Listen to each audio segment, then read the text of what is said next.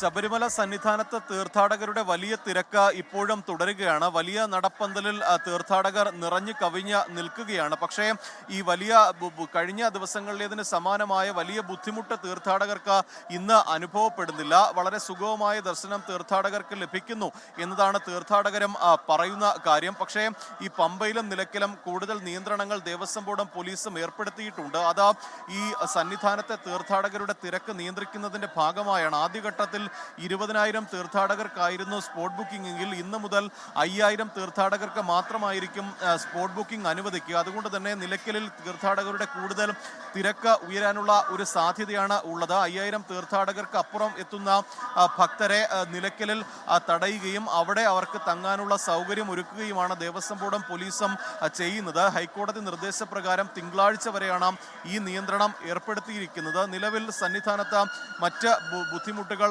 തീർത്ഥാടകർക്കില്ല. കാനനപാത വഴിയും കൂടുതൽ തീർത്ഥാടകർ ശബരിമല സന്നിധാനത്തേക്ക് എത്തുന്നുണ്ട്. 5,000 തീർത്ഥാടകർക്കാണ് കാനനപാത വഴി പ്രതിദിനം ദർശനം അനുവദിക്കുന്നത്. രാവിലെ 7 മണി മുതൽ സത്രത്തിൽ നിന്ന് തീർത്ഥാടകരെ സന്നിധാനത്തേക്ക് കടത്തിവിടും.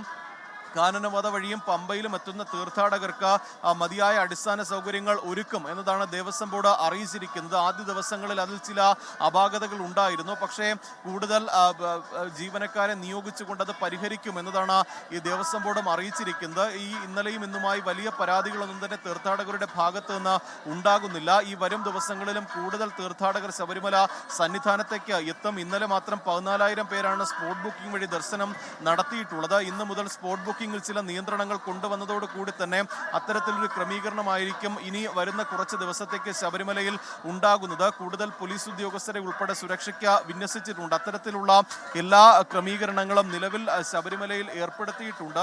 ഈ വലിയ നടപ്പന്തലിലും 18-ാം പടിയിലും തീർത്ഥാടകരുടെ നീണ്ട നിര രാവിലെ മുതൽ തന്നെ ഉണ്ട്. പക്ഷേ വളരെ പെട്ടെന്ന് തന്നെ അവരെ 18-ാം പടി ചവിട്ടി അയ്യപ്പ ദർശനം സാധ്യമാക്കാൻ കഴിയുന്നുണ്ട് എന്നതാണ് പോലീസും അറിയിച്ചിരിക്കുന്നത്. മലയാളികൾക്ക് പുറമെ ഇതര സംസ്ഥാനത്ത് നിന്നുള്ള തീർത്ഥാടകരാണ് ഈ കൂടുതലായും എത്തുന്നത്. നട തുറന്ന ആദ്യ ദിവസം മുതൽ തന്നെ ഇതര സംസ്ഥാനത്തു നിന്നുള്ള ഭക്തരാണ് വലിയ തോതിൽ ശബരിമലയിലേക്ക് എത്തിക്കൊണ്ടിരിക്കുന്നത്. അവർക്കുള്ള അടിസ്ഥാന സൗകര്യങ്ങളൊക്കെ തന്നെ ഇവിടെ ഒരുക്കുന്നുണ്ട്. ഒപ്പം ഈ സന്നിധാനത്ത് ദർശനം നടത്തിയ ശേഷം തീർത്ഥാടകർ മലയിറങ്ങണം എന്നുള്ള നിർദ്ദേശമാണ് ഈ പോലീസ് അറിയിച്ചിരിക്കുന്നത്.